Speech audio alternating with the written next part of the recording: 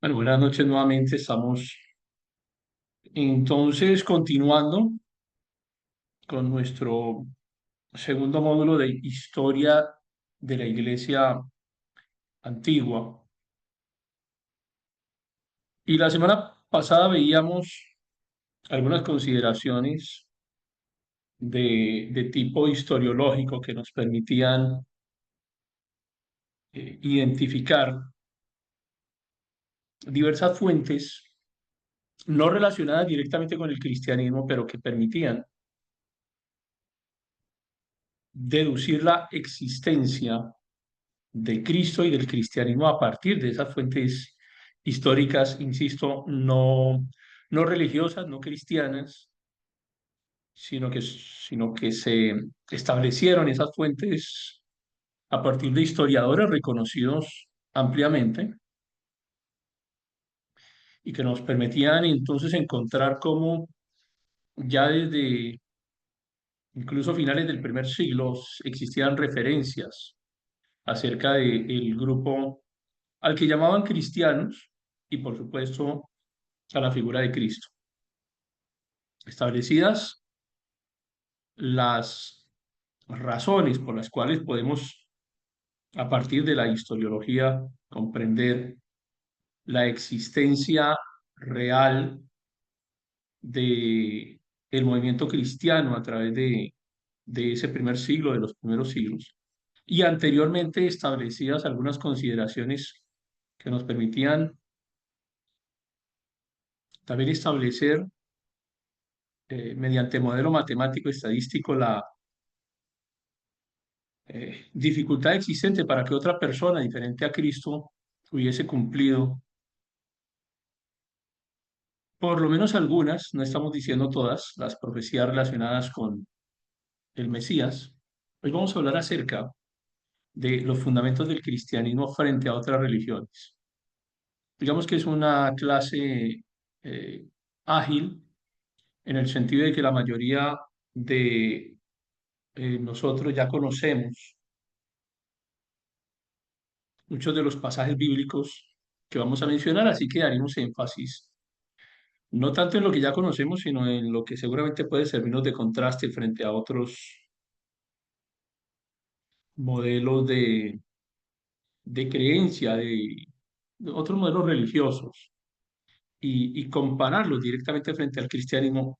Este tema de religiones comparadas también puede llegar a ser un curso muy extenso, de manera que tocaré únicamente los modelos religiosos que intentan parecerse mucho al cristianismo sin llegar a serlo y que pueden prestarse para confusiones en el transcurrir diario de nuestra iglesia. No entraré a tocar temas absurdos como las supuestas semejanzas entre el cristianismo y el budismo u otras similares que uno ve circulando en redes y que son realmente carecen de todo tipo de seriedad. No vale la pena, digamos, gastar un poco de tiempo en esto, pero digamos de tiempo académico. Probablemente en algún escenario menos formal se pudiera conversar acerca de esos temas, pero hoy, pues, básicamente queremos hablar de uno de los aspectos que más nos ocupa en el transcurrir del día a día,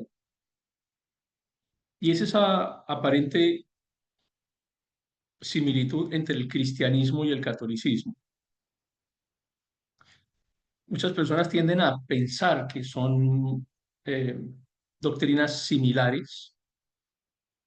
Muchas personas tienden a pensar que catolicismo es cristianismo o que tienen un fundamento cristiano. Y vamos a ver que ni en su origen ni en su práctica realmente el catolicismo se sujeta a los postulados mínimos que exige el hecho de ser cristiano. Entonces lo que nos encontramos es con una religión amplia, muy extendida, que intenta parecerse al cristianismo desde su origen, desde el mismo momento en que el catolicismo surge, tiene esa intención, parecerse mucho al cristianismo, pero porque existe en el momento en que nace el catolicismo un interés de tipo político muy particular. Y ese es un tema que catedráticos católicos discuten con mucho furor y tienden a desconocer eventos históricos que no fueron recreados recientemente, sino que hacen parte de la historia misma de la humanidad, que están registrados en la historia universal.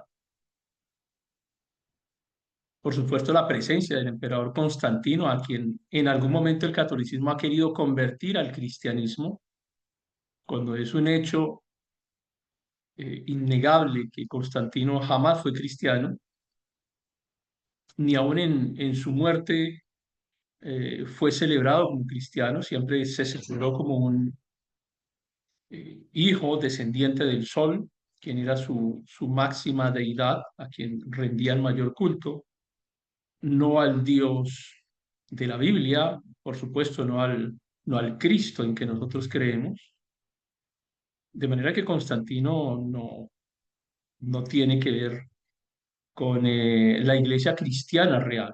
En este punto de la historia, llegando aquí al momento en que surge Constantino con el deseo de convertirse en emperador del Imperio Romano, emperador único, porque estaban en una guerra interna con otros aspirantes al cargo, Constantino termina siendo un personaje absolutamente hábil que entiende que el cristianismo se está extendiendo, está teniendo una gran acogida en muchos rincones de lo que era su imperio.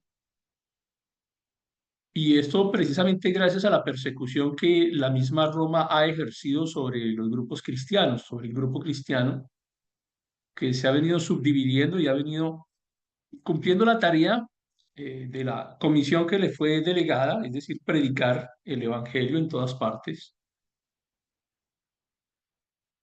Y el cristiano siempre hace su tarea, y era una tarea bien hecha, de manera que el cristianismo estaba extendiéndose en todos los rincones del Imperio Romano y mucho más allá del imperio.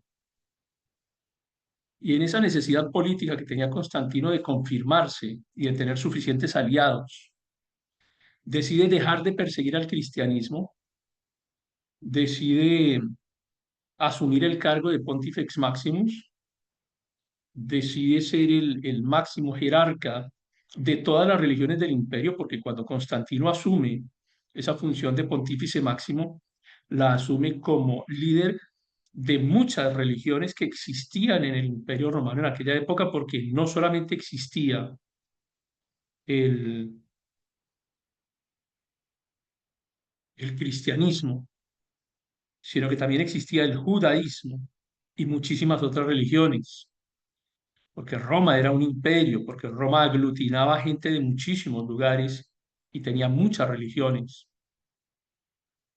Y el primer decreto de libertad religiosa que existe en la historia de la humanidad abiertamente lo expide justamente Constantino, en donde permite que la gente ya no sea perseguida por sus creencias religiosas, algo que venía haciendo el Imperio Romano, matando gente por no adorar al máximo líder de Roma, al emperador, como si fuera Dios. Y esto chocaba profundamente con el cristianismo y con el judaísmo, no así con otras religiones que no tenían tanto problema. Pero una de las formas de ganarse el aprecio de la gente fue permitir que todas las religiones pudiesen predicarse de manera libre, entre ellas el cristianismo. Pero con una estrategia muy hábil y muy política, eh, Constantino se asume como líder del cristianismo y de las demás religiones. Surge acá lo que hemos llamado un sincretismo entre lo que fueron las religiones existentes, las doctrinas imperiales romanas y el cristianismo bíblico. Entonces sí existen unas raíces de cristianismo tomadas por el emperador que permiten fusionar las creencias paganas, el cristianismo bíblico y matizarlo con ingredientes de otras religiones existentes hasta ese momento. De manera que surge ese nuevo producto que tiene estos diferentes insumos.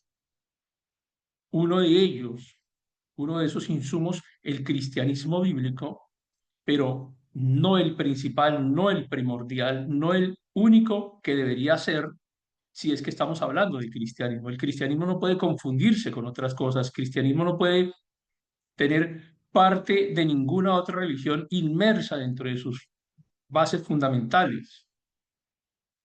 El cristianismo no puede ejercer o no puede ejercerse si es que pensamos en que existe algo o alguien que comparta la autoridad de Cristo o la autoridad de Dios o el plan de salvación. Y esto es fundamental para el cristianismo. Probablemente si hay una creencia que sea absolutamente incompatible con otras religiones, es el cristianismo bíblico. Un cristianismo fundamentado en las doctrinas del Nuevo Testamento, que tiene como sustento todo el Antiguo Testamento, pues no puede compartirse.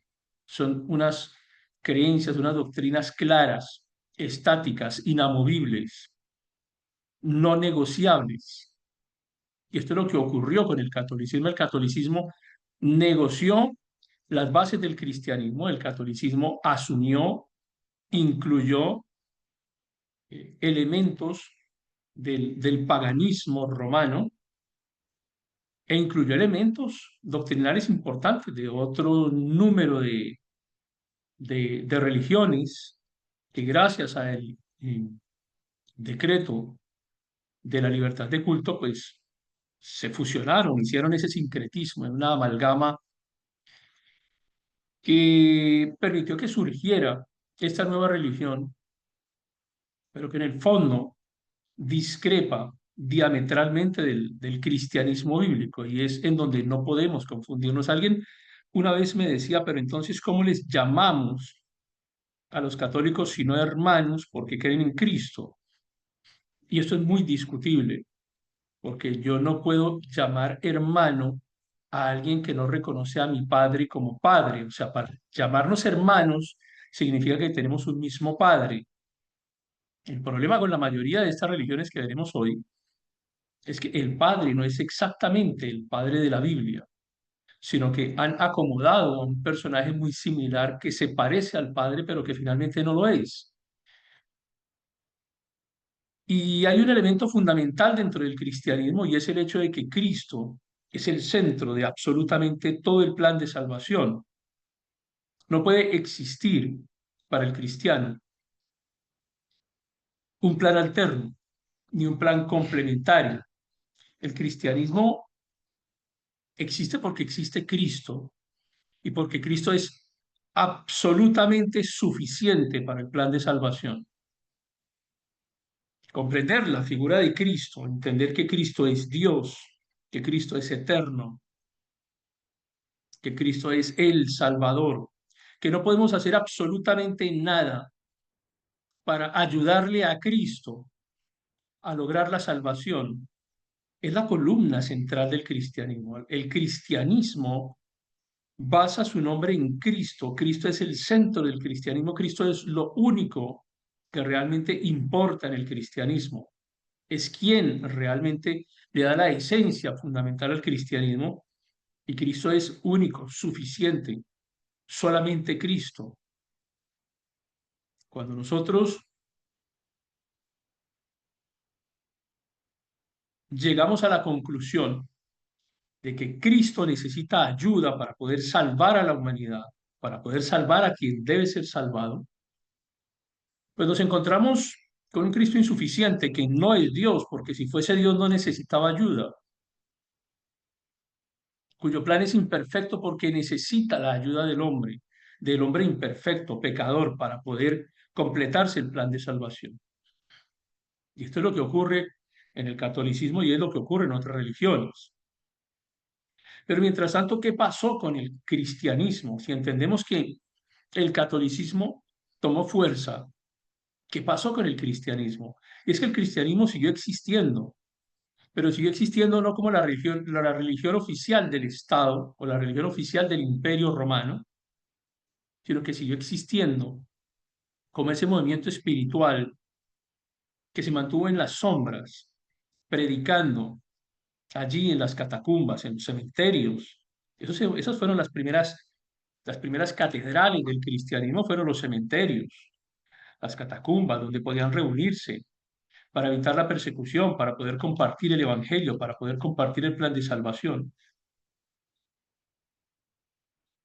Ese cierto privilegio que recibieron las religiones y el cristianismo bíblico durante la época de Constantino, pronto pasó, porque se marcó tanto la diferencia entre cristianismo y catolicismo, que pronto se evidenció que era diferente, como se evidencia hoy en día, hasta el punto de que al cristiano lo llaman o evangélico o lo llaman protestante, pero católico no le dicen. Es decir, hay una clara diferencia entre estas dos eh, fuentes espirituales. Una fundamentada únicamente en Cristo y la otra fundamentada en una gran cantidad de recursos, además de una Biblia eh, que está basada en un canon diferente al canon hebreo y con unas enseñanzas que no fueron compartidas ni por Jesús ni por los apóstoles. Entonces sí hay una gran diferencia entre catolicismo y cristianismo. No son lo mismo, no pueden ser lo mismo. Las creencias son diferentes y el núcleo del cristianismo, que es la salvación por medio de Cristo, está alterado en el catolicismo, porque esas doctrinas fundamentales del catolicismo se oponen incluso a las fuentes bíblicas. Por eso ha sido necesario que modifiquen algunos versículos de la Biblia o desaparezcan otros para poder o incluir libros, o más bien aceptar libros de acuerdo con su canon, con el objetivo de poder justificar algunas doctrinas, como por ejemplo eh, la adoración a ciertas figuras espirituales o materiales con el fin de ayudarle a Cristo o con el fin de ponernos en contacto con Dios como si Cristo no fuera suficiente y como si Cristo no fuera la única fuente que nos puede llevar hasta Dios mismo. Entonces, si entendemos que son dos creencias que son diferentes, y aquí les dejo de manera general algunas de esas diferencias doctrinales que encontramos entre las enseñanzas de Jesús y la enseñanza romana. Algunas que no tienen que ver con el plan de salvación, que son de la práctica del vivir diario y que no afectan tanto la estructura del cristianismo, pero otras que son absolutamente fundamentales, como por ejemplo el hecho de que, vuelvo a insistir, Cristo no sea suficiente y que se requiera la intercesión de otras figuras, ya sea de la Virgen María, a quien por supuesto reconocemos y respetamos como la Madre de Cristo, pero a quien no le reconocemos parte en el plan de salvación, quien entendemos que no podemos recibir ningún tipo de ayuda por cuanto consideramos que el único intermediario entre el Padre y nosotros es Cristo. Incluso el hecho de llegar el catolicismo a pretender que María es la Madre de Dios es una de las más grandes aberraciones que pueden existir en cuanto a la distorsión de la doctrina bíblica, pero no solo eso, sino la intercesión de otras figuras y otros elementos que no son tan trascendentales para el plan de salvación, como llamar Padre o Santo Padre a algunas personas, humanos, pecadores, como cualquiera de nosotros, y otorgarles ese poder, de esa santidad o ese estatus de padre, que por supuesto difiere en gran manera de lo que nos enseña la Escritura.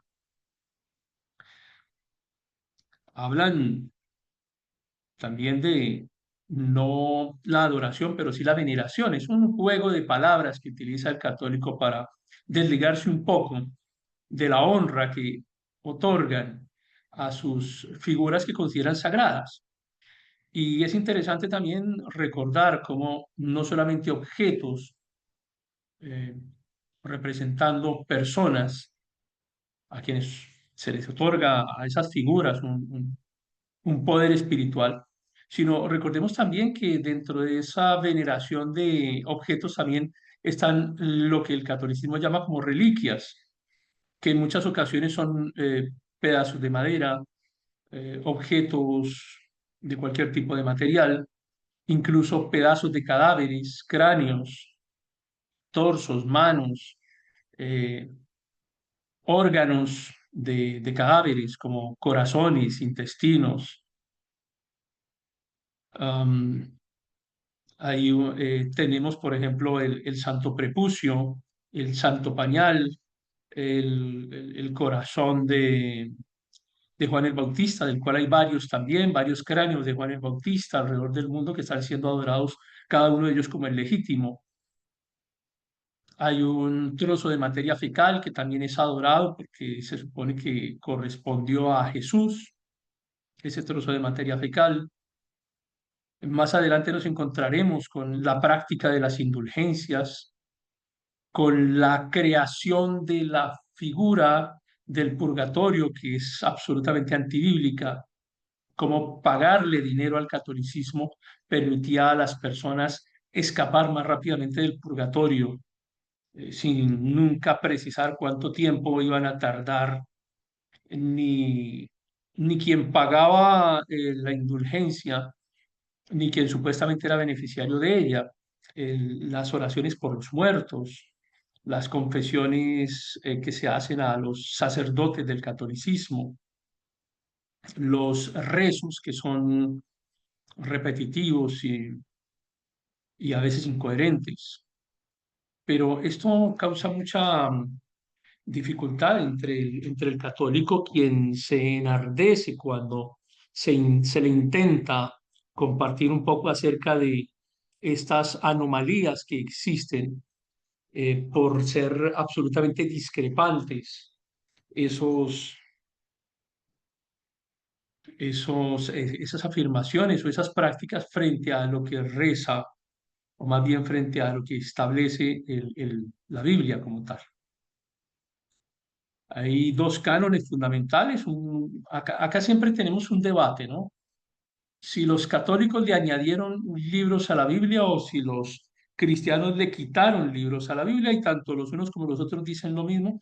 Y finalmente ninguno de los dos tiene razón. Aquí lo que ocurre es que se crearon dos cánones diferentes, y esos cánones, uno de ellos, el canon que tiene que ver con un emperador que ordenó la recopilación de todos los textos que hacían parte del judaísmo, y eso dio origen al canon que utiliza el catolicismo. Y por supuesto, como no tenía un objetivo, un fin espiritual, sino académico, pues así, allí se añadieron documentos que no necesariamente estaban en concordancia con el resto de la escritura, pero que terminan justificando, por supuesto, muchas de las doctrinas del catolicismo. Y está el otro canon, que es el canon que hemos llamado el canon hebreo, que es el que reconocieron los masoretas, el que reconocieron los judíos como parte de su tradición oral,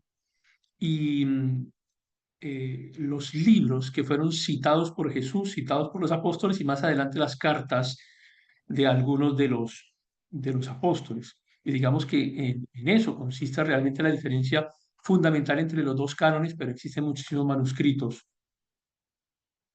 que tienen algunas diferencias, muchas de ellas relevantes, y que esas diferencias, pues en algunos casos se ha podido determinar que tienen el interés de apoyar una u otra doctrina nueva que van surgiendo con el paso de los años, de los siglos.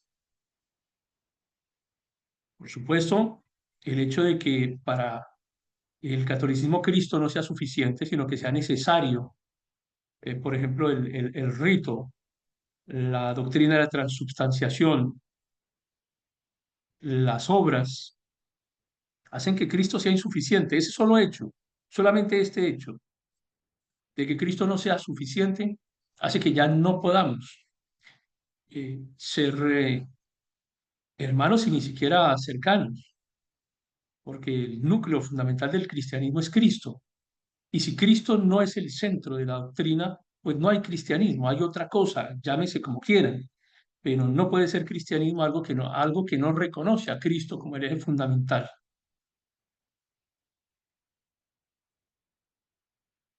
Salimos un poco de acá del tema del catolicismo y quiero hablarles ahora acerca del cristianismo frente a lo que actualmente se conoce como los testigos de Jehová. Los testigos de Jehová en el Antiguo Testamento, con respecto al Antiguo Testamento, tienen un canon similar al canon cristiano. El problema no está en el canon, el problema está en la traducción, hasta el punto de que ellos han denominado su libro sagrado como traducción del Nuevo Mundo de las Santas Escrituras. Insisto, el problema no es el canon, porque en cuanto al canon reconocen prácticamente el mismo canon cristiano que usted y yo utilizamos. El problema no es el canon, el problema es lo que dice el canon. El problema es cómo nuevamente Cristo es atacado. Cristo deja de ser Dios, deja de ser coexistente, deja de ser el centro fundamental del plan de salvación.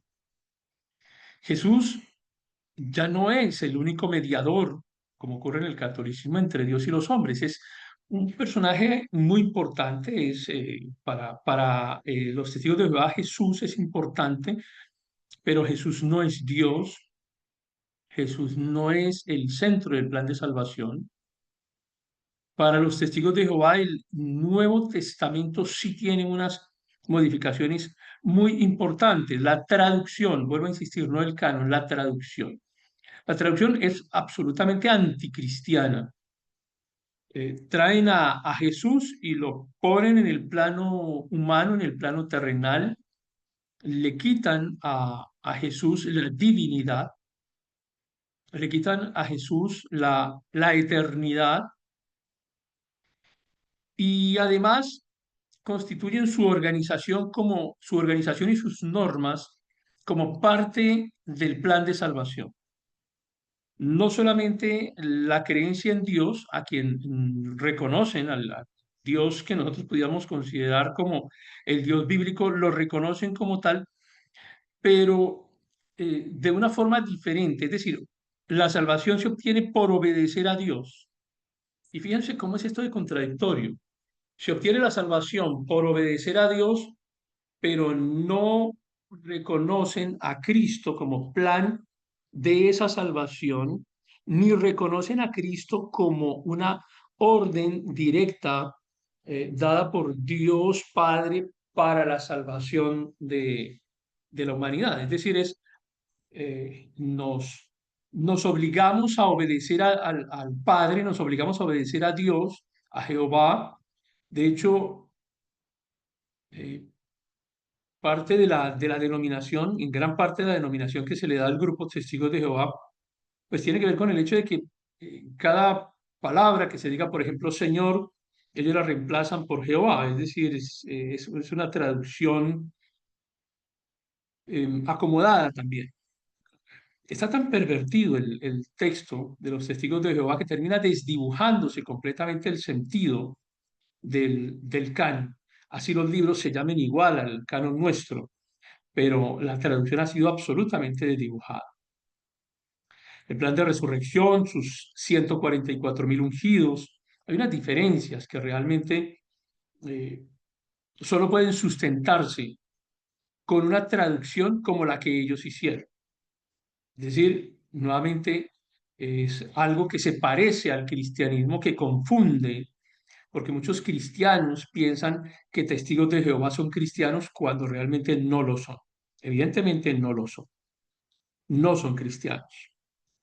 Eh, Cristo, nuevamente en esta religión, deja de ser el centro, y si Cristo no es el centro, pues no hay cristianismo, es otra cosa, en este caso, o catolicismo o testigos de Jehová. No hay mucho más que hablar de esta organización, así que no me detengo más ahí. Hoy quiero detenerme un poco más aquí en este aspecto porque me preocupa mucho la forma en que el cristianismo está abordando al judaísmo hoy en día, porque el cristianismo quiere judaizar, el cristianismo quiere regresar a las raíces judías. Parece que el cristianismo se confundiera también y creyera que entre más cerca estemos del judaísmo, más puros somos, o más perfectos somos, o más cristianos somos, o más santos somos si es que estamos más cerca del judaísmo. Y tenemos que recordar que para el judaísmo Jesús fue un hereje. Para el judaísmo Jesús es alguien completamente despreciable. Para el judaísmo Jesús es un enemigo que desvía o desvió a muchos judíos de la verdadera doctrina y los llevó a una herejía, porque para el judío, eh, no el que habla bien políticamente, sino para el judío promedio, el cristiano es un hereje. Es increíble cómo el cristiano intenta parecerse al judío. Si el cristiano pudiera ver al judío como tal, si el cristiano pudiera ver el odio que el judaísmo profesa por Cristo, el cristianismo no se acercaría al judaísmo. Jesús es probablemente el mayor enemigo del judaísmo. A Jesús se le conoce en el judaísmo con nombres despectivos, como un cierto hombre, como ese hombre, y en un sentido despectivo. En algunas ocasiones, dentro de la literatura rabínica o judía, hablan de Yeshú o de Yeshú el Nazareno, y hay algunas historias acerca de Jesús que aquí sí quiero dedicar un poco más de tiempo y, y detallar lo que piensa el judaísmo acerca de Cristo. En el recuadro que tienen en la parte inferior, que tiene un fondo como color ocre o amarillo, Jesús nació fuera del matrimonio. Y ahí, junto, les estoy dejando algunas referencias que hacen alusión o a la norma o al texto. No todos son referencias textuales. Por ejemplo, puede referirse a la norma. Jesús nació fuera del matrimonio de su madre. Algunos textos judíos la reconocen como Miriam, nosotros la reconocemos como María. Y dicen que además Jesús nació de esa Miriam y su amante, a quien llamaban Pantera o Bandera, también dependiendo la traducción. Se dice de ella, es decir, de Miriam o de María, que era descendiente de príncipes y gobernantes y que se prostituyó con un carpintero. Luego hablan de Jesús que pasó un tiempo en Egipto donde aprendió magia. Esto es importante porque una de las razones que intenta utilizar el cristiano cuando habla con un judío con el fin de convertirlo, con el fin de compartirle las maravillas de Cristo, es que se hicieron milagros. Y los judíos no desconocen los milagros de Jesús. Al contrario, los conocen. Y los conocen tanto que dicen, sí, sí hizo esos milagros, pero no eran milagros, eran magia. Magia de esa que aprendió en Egipto, magia que sirvió para extraviar al pueblo de Israel. También hablan de este Jesús o Yeshú como alguien que se burló de las palabras de los sabios, que fue hereje, que fue excomulgado. Y vamos a ver enseguida otros textos que nos hablan acerca de los cristianos. Sí, usted y yo a quienes llaman los minim, en una de las expresiones despóticas que utiliza el judaísmo en contra de los cristianos. Nadie debe tener relación con los minim, es decir, nadie debe tener relación con los cristianos, ni tampoco puede ser curado por ellos, ni aunque sea por una hora de vida.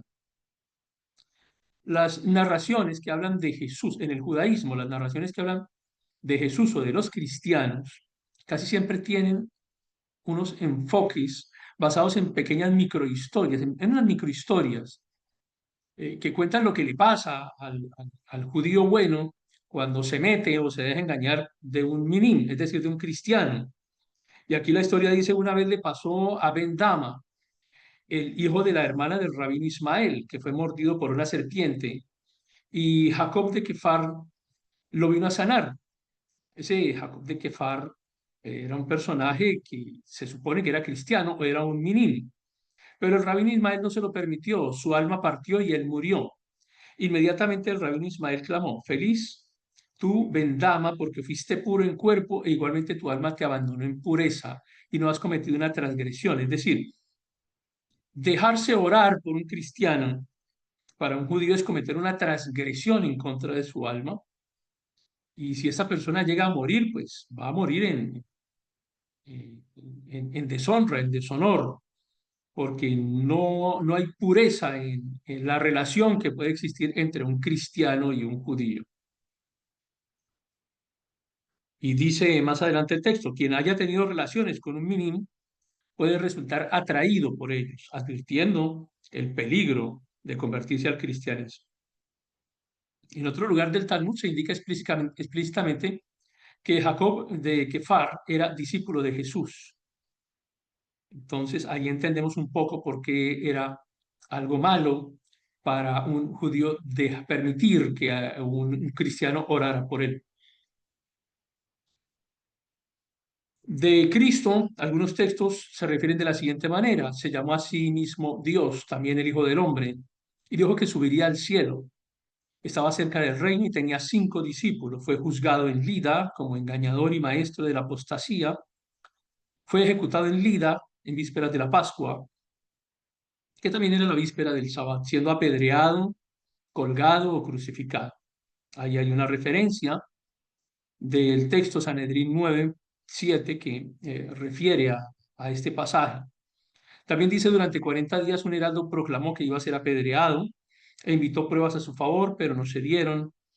Él fue condenado a muerte, y dicen bajo el nombre de Balaam, fue condenado a muerte por Pinchas el ladrón. Es una traducción curiosa que se hace hacia el castellano, hacia el español, refiriéndose probablemente, muy probablemente a Poncio Pilato, cuando tenía 33 años. Fue castigado en la Gehenna mediante inmundicia hirviendo. Finalmente, bajo el nombre de Balaam, es uno de los excluidos del mundo venidero.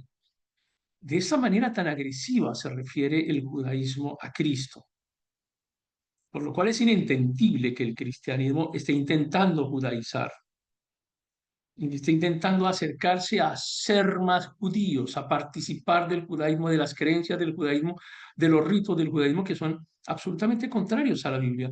Y ahora quiero hablarles de este documento que se llama el Toledot Yeshú.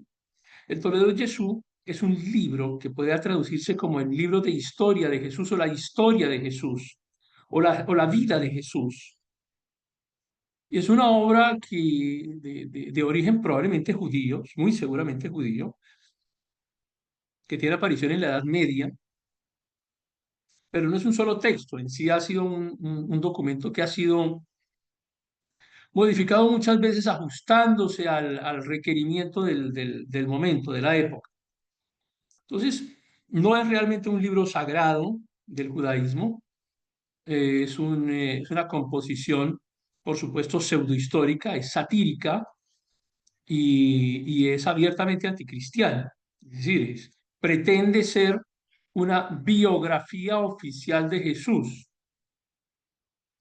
pero realmente lo que encontramos es un documento absolutamente agresivo en contra de la figura de Jesús y que contradice por lo menos las fuentes bíblicas, pero también las demás fuentes históricas que ya hemos venido mencionando. Por eso era importante poder hacer referencia a esas fuentes históricas ajenas al cristianismo, como las que vimos en la semana anterior, con el fin de tener más claro este concepto. Porque el Toledo Jesús podría llegar a considerarse equivocadamente como un documento histórico y más bien fue un recurso comunitario porque la gente se estaba convirtiendo al cristianismo, el judío en algunos momentos llega a preguntarse si realmente Jesús es el Mesías.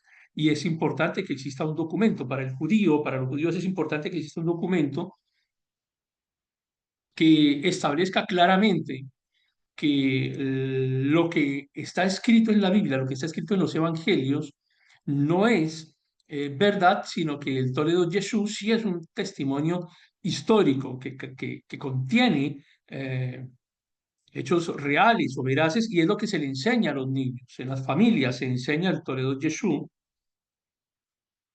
y en escenarios educativos se ha utilizado el Toledo Jesús con el fin de advertirle a la gente, advertirle a los niños, advertir a las familias que no se vayan a dejar influenciar por el cristianismo, de manera que tanto los padres en las casas como los maestros en las instituciones educativas eh, comparten el Toledo Jesús, así no sea de manera oficial, porque en este momento está, digamos que no está permitido que se comparta de manera oficial, pero sí lo comparten como una tradición, cualquier tipo de tradición histórica que exista en su país y que comparten ustedes con sus hijos y que pueda ser parte de la cultura o parte de la idiosincrasia.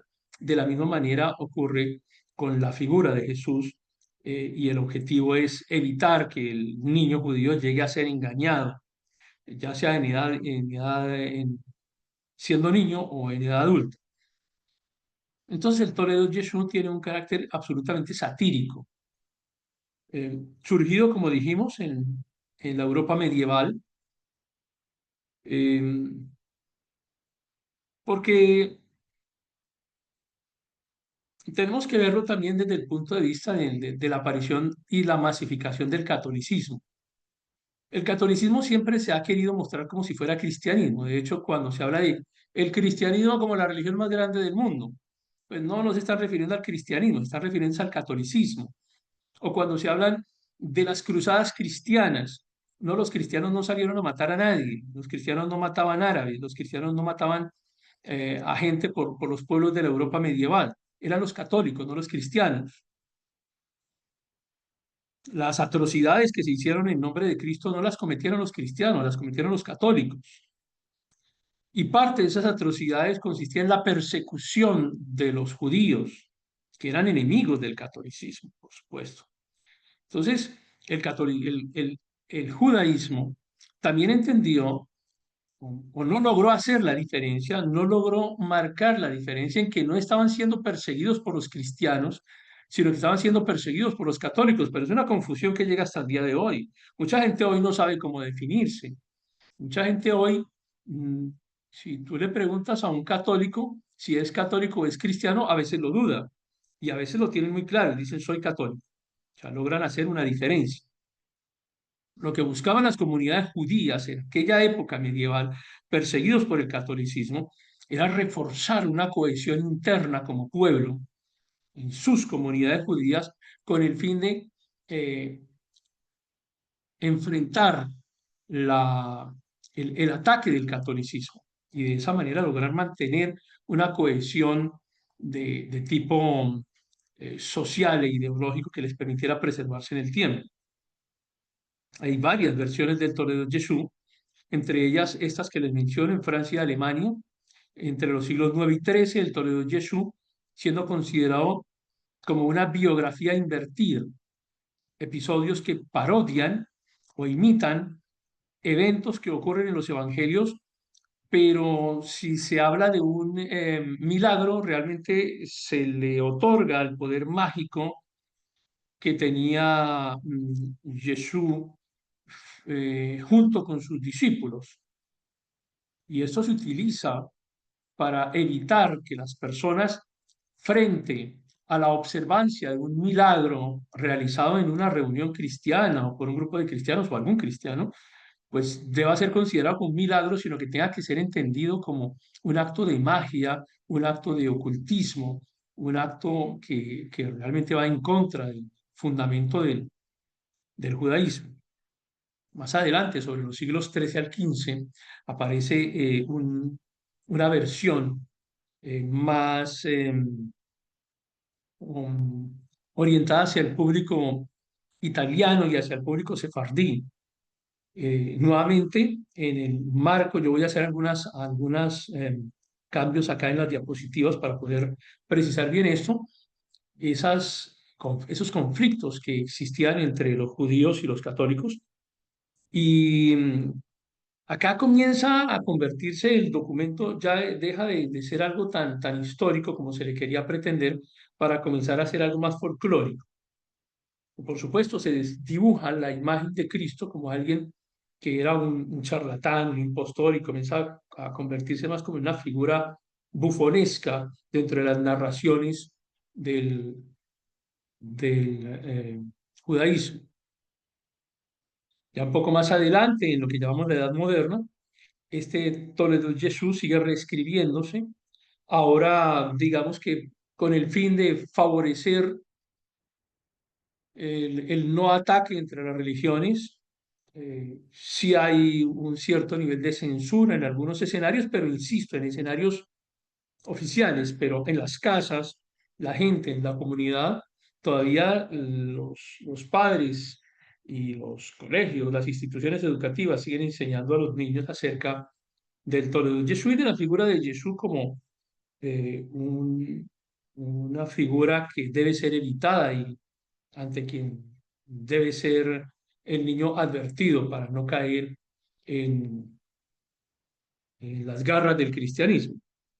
Entonces, el Toledo Jesús no es en sí mismo un documento único, porque alguien pensará que es un documento que no ha tenido modificaciones, alguien pensará que es algo así como alguno de los libros de, del canon bíblico, que tiene algunas variaciones, pero que son variaciones de puntuación o variaciones de algunas pequeñas palabras que han tenido. No, aquí estamos hablando de modificaciones importantes, modificaciones de lo que llamamos el corpus narrativo, que ha sido absolutamente flexible durante el paso del tiempo, pero que tiene como objetivo darle a los judíos un texto alternativo frente al cristianismo, un texto alternativo frente a los evangelios, un texto de resistencia frente a el avance misionero del cristianismo en, en, en territorio de los judíos. Acá les digo un texto adicional del Toledo Jesús, en donde se habla un poco acerca de la personalidad de Jesús. Permítame, se los comparto. Cuando nació Jesús, ella trató de fingir que era el hijo de Juan e incluso intentó darle una educación religiosa judía. Jesús, sin embargo, comenzó a revelar el mal que más tarde lo marcaría y fue extremadamente grosero con su maestro rabino.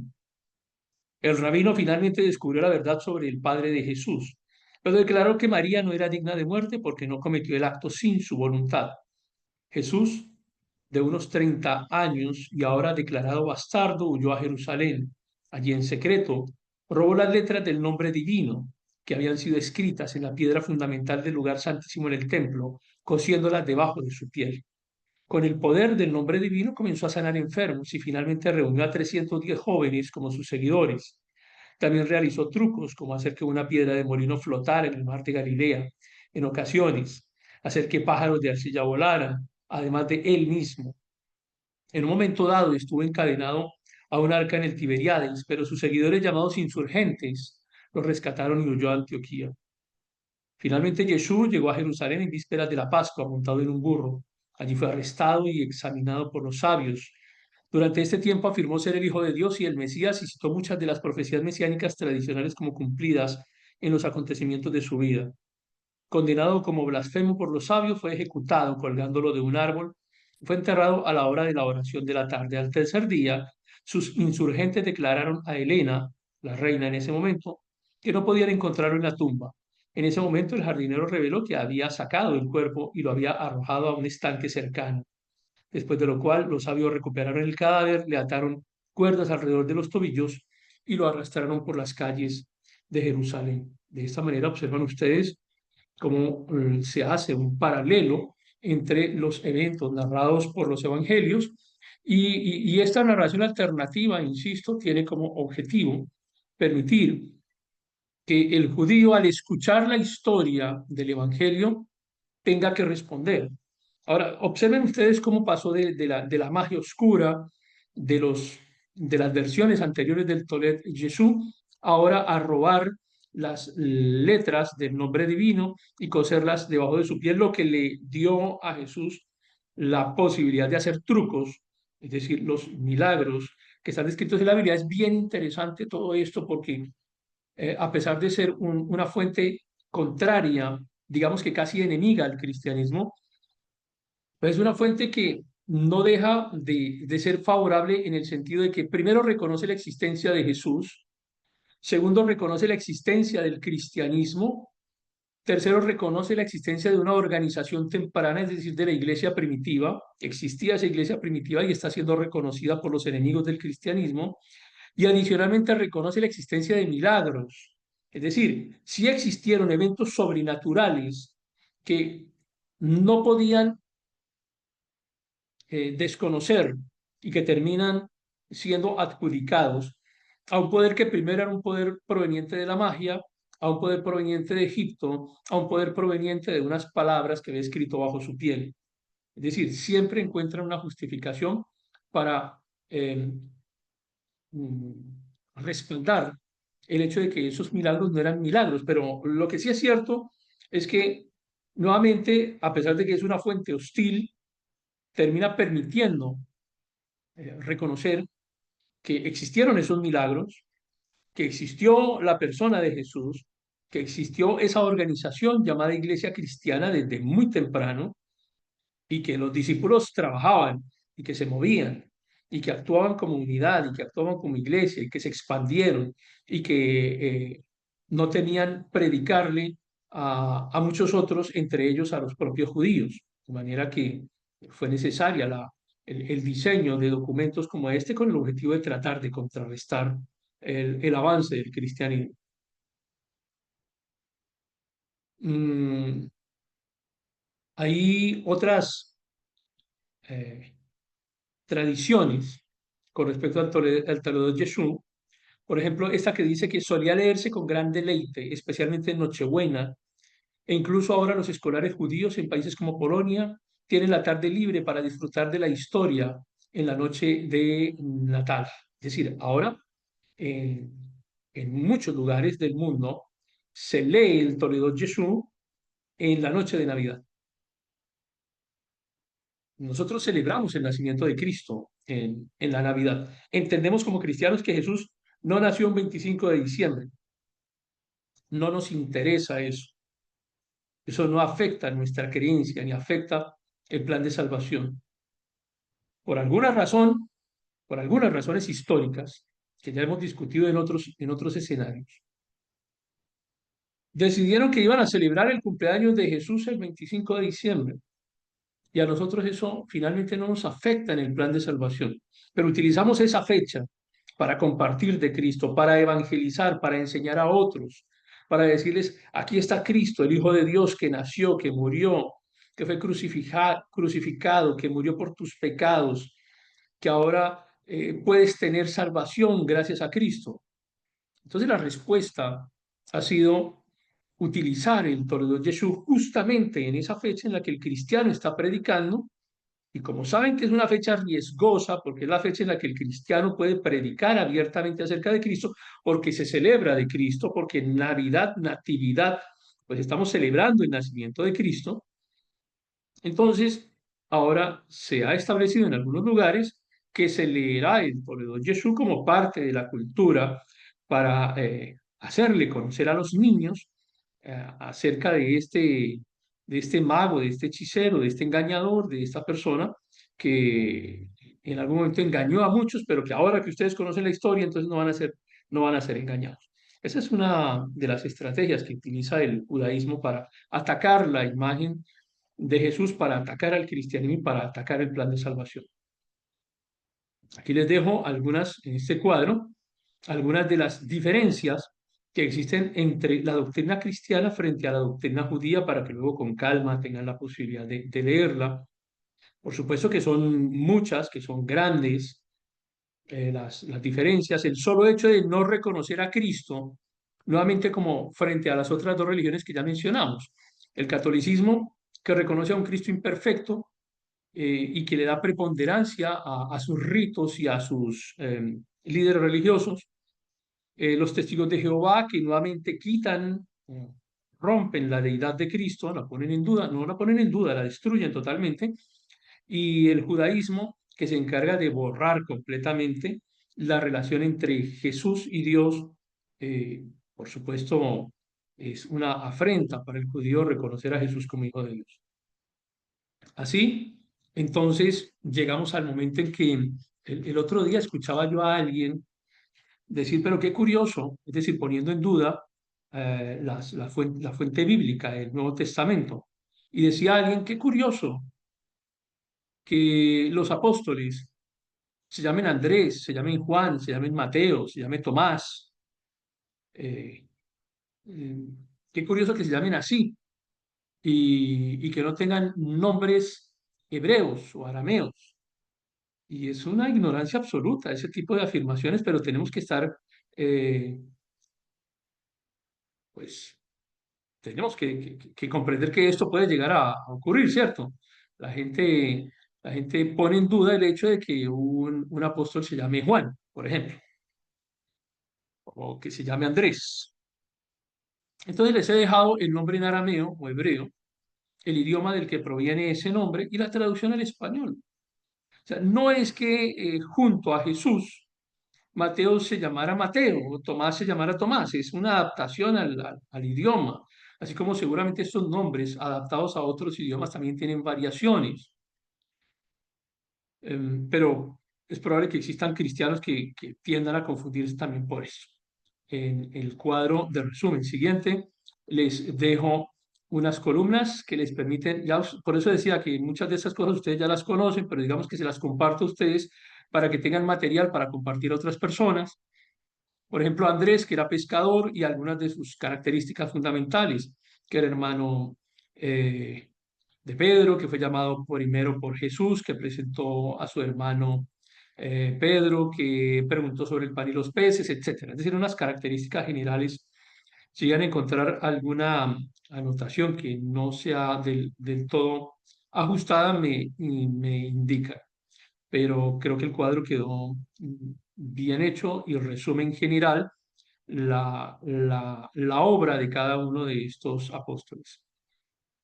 La iglesia del primer siglo, es decir, la iglesia antigua, no se compuso solamente de Jesús y de sus apóstoles, que ya ha quedado establecido tanto por fuentes amigas como por fuentes enemigas, que existieron, que Jesús existió, que la iglesia existió, que el judaísmo lo atacó, que el cristianismo realmente se expandió. Hay fuentes romanas, fuentes judías, fuentes árabes, fuentes cristianas. Es absolutamente imposible poner en duda la existencia de Jesús como hombre y la existencia de la iglesia primitiva como la iglesia del cristianismo del primer, segundo siglo, es decir, la iglesia antigua. Pero también entendemos que la iglesia se conformó no solamente por 12, porque ustedes lo tienen claro, pero hay muchas personas que no comprenden que no fueron solamente 12 los enviados. Hay dos versiones, algunas versiones hablan de 70 enviados, otras versiones hablan de 72 enviados, y esto no puede ser considerado como una falla del cristianismo ni como una falla fundamental dentro de las doctrinas claves del plan de salvación. Alguien se equivocó en algún momento en alguna de las traducciones y alguien en algún momento, en cambio de escribir 70, escribió 72 o al contrario. Y eso no nos afecta en nada. Eso no afecta en nada. Las transcripciones, si a veces las copias no salen exactas teniendo el uso de ordenadores y de equipos informáticos como los que tenemos hoy en día, pues mucho menos cuando las traducciones eran simplemente a mano y eran tan complejas y tan difíciles en unas condiciones extremas en las que podían hacerse unas copias que eran absolutamente extraordinarias. Al contrario, que una traducción diga 70 o que la otra diga 72, lo que nos hace entender es que el hecho realmente ocurrió, que habían por lo menos 70 discípulos que fueron enviados además por Jesús junto con los 12, que el grupo no estaba limitado a los 12, sino que aquí la iglesia ya tenía una estructura, una organización realmente bien establecida. ¿Cuántas iglesias hoy pueden sumar 70 u 80 personas? A veces hay algunas congregaciones que no tienen ese número y estamos hablando solamente de los que eran enviados. Entonces, independientemente del hecho de que si eran exactamente 70 o 72, lo que estamos entendiendo es que un grupo importante de personas fue enviado a predicar. La iglesia, muy temprano, antes de la muerte de Jesús, ya predicaba. La iglesia ya estaba activa. Cuando hablamos de iglesia antigua, no estamos hablando de la iglesia que nació con Constantino, no estamos hablando de la iglesia medieval, estamos hablando de la iglesia que existía cuando Jesús aún no había sido crucificado, cuando Jesús estaba predicando y ya estaba enviando a sus discípulos a, a predicar a diferentes lugares y les había dado además unas órdenes bien importantes. Les había dicho, sanen a los enfermos, proclamen el reino, preparen a las personas para la llegada de Jesús. Desde esa época ya se sanaban enfermos, lo cual no es algo nuevo, no debería ser algo tan extraordinario. Porque es increíble también que hoy en algunas congregaciones se esté en contra de la oración para sanidad? Porque existen algunas congregaciones que piensan que esto no se debe hacer, porque esto solamente lo hacían algunas personas muy especiales, muy escogidas, los discípulos, pero aquí ya veíamos que la iglesia se movía en esos escenarios, que la iglesia estaba aprendiendo de las obras de Jesús. Este cuadro de resumen adicional intenta recopilar en dos imágenes, esta y la próxima, intenta recopilar tanto los milagros como las parábolas de Jesús, es decir, la estructura ideológica del cristianismo, intentando resumirla, me perdonan la simpleza en este par de cuadros. Hay algo que a mí me llama mucho la atención de este cuadro y es el hecho de que uno de los eventos que aparecen registrados por los cuatro evangelios es justamente la multiplicación de los panes y de los peces, el evento de los 5.000 es uno de los eventos ampliamente registrado y registrado por los cuatro evangelios. No que tenga más categoría que los otros, sino que me parece que fue algo tan notorio que por lo menos cuatro de las fuentes, cuatro de los historiadores lograron mencionar, hablar acerca de este evento que fue absolutamente extraordinario. Y ahí tienen entonces, digamos, la columna doctrinal del cristianismo de cómo debe vivir el cristiano está resumida en este par de tablas. Seguramente sobre ellas girarán muchísimas de las enseñanzas que llevamos a nuestras congregaciones cada domingo, cada vez que tenemos la oportunidad de compartir. Aquí, en estas columnas, en estas tablas, en las que hablamos acerca no solamente de los milagros, sino de las parábolas, que son una fuente fundamental de enseñanza, porque es la palabra misma de Cristo, es Cristo enseñando directamente, es el mensaje de Cristo, no que el mensaje de los apóstoles tenga menos valor, pero digamos que es el mensaje de Cristo, la estructura fundamental sobre la cual van a girar en adelante todas las demás enseñanzas, resumidas aquí en estas tablas. Adicionalmente, dejamos un resumen acerca de los evangelios, a quién iba dirigido cada evangelio, por ejemplo, Mateo dirigido a los judíos principalmente, por eso tiene un enfoque, la forma en la que se dirige el escritor hacia el público, quería dirigirse hacia el pueblo judío, mientras que Marcos se dirige a un público romano, mientras que Lucas se dirige hacia todos los demás, mientras que Juan se dirige hacia la comunidad cristiana principalmente. Entonces, allí también tiene que ver con el enfoque. ¿Por qué todos los evangelios, los cuatro evangelios no relatan lo mismo? Pues porque no son copia el uno del otro, si no, no necesitamos cuatro evangelios, necesitamos uno solo. Los cuatro son complementarios. Los cuatro muestran milagros, muestran enfoques doctrinales, muestran la teología de Cristo, muestran el propósito de Cristo con cada una de sus enseñanzas, el propósito de Cristo con cada uno de sus milagros. Es un enfoque diferente, es diferente la forma en la que usted le predica a una persona, por ejemplo, que no sabe leer, a otra persona que tiene un alto nivel de instrucción. Es un enfoque diferente, no que el evangelio sea diferente, pero el enfoque es diferente. La forma en la que usted le enseña, por ejemplo, a un niño que llega a un grado básico de primaria y que tiene algunos conocimientos en matemáticas, pues es diferente al enfoque que usted utiliza si esa misma instrucción quiere dársela a otro niño que no tiene ningún conocimiento y que apenas está aprendiendo a comprender los números o a aprender el concepto de la cifra. Es ese momento en el que se encuentra cada uno de los cristianos que requiere un enfoque específico para enseñarle, para instruirle a partir de ese punto de conocimiento. De la misma manera, los evangelios fueron construidos para unos públicos específicos con el fin de facilitarles la lectura y de facilitar el mensaje. Y no es que sean mensajes diferentes, es la forma en la que se enseña el mensaje, la forma como se enfoca el mensaje para cada uno de ellos. Por eso insistimos en que esas variantes en los evangelios, porque algunas personas interpretan, ¿por qué un evangelio solamente, vamos a poner un ejemplo acá, ¿por qué la resurrección de Lázaro aparece en Juan y no aparece en Mateo? Es porque a Mateo no le interesaba hablar de eso, no era su tema prioritario, a él no le interesó ese tema. Entonces, usted dentro de su plan de diálogo, dentro de su plan de conocimientos, aprende lo que quiere aprender. ¿Por qué usted no aprende sobre, qué sé yo, sobre astronomía? Pues porque a usted no le interesa aprender de astronomía. A usted no le interesa comentar sobre eso. Hay algunos temas que nos interesan y otros no. Y cada quien escribe sobre lo que quiere. Todos los escritores no escriben sobre lo mismo. Y es un tema recurrente también con respecto a los contradictorios del Evangelio.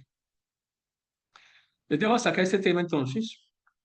Y en la próxima semana continuaremos avanzando, ya más orientados hacia lo que es la consolidación de la iglesia antigua en, en los primeros siglos. Ya vimos cómo comienza a consolidarse, expandirse a partir de las enseñanzas de Cristo, que es lo que están enseñando los apóstoles, pero también vimos unas diferencias fundamentales con tres de las religiones que probablemente tienden más a confundirse con cristianismo: catolicismo, testigos de Jehová y judaísmo. Para que quede bien claro que el cristiano no puede confundirse en cuanto a sus creencias, porque las doctrinas fundamentales del cristianismo no pueden ser compartidas por otra cosa. Es decir, si testigos de Jehová compartiera las doctrinas completas, las doctrinas del cristianismo, no se llamarían testigos de Jehová, se llamarían cristianos. Si el catolicismo compartiera las doctrinas completas, todas las doctrinas del cristianismo, pues no se llamaría catolicismo, se llamaría cristianismo, no existiría diferencia alguna. Lo que pasa es que sí hay diferencias, y esas diferencias para el cristianismo son absolutamente inaceptables. El cristianismo no negocia, el cristianismo no permite que eh, fuentes externas lleguen a complementar el trabajo de Cristo. El trabajo de Cristo es único. No hay forma de reemplazar a Cristo ni de ayudarle a Cristo. Cristo es único, perfecto. Cristo es Dios. Eso es lo que creemos en el cristianismo. Cualquier cosa contraria a eso, pues ya deja de ser cristianismo.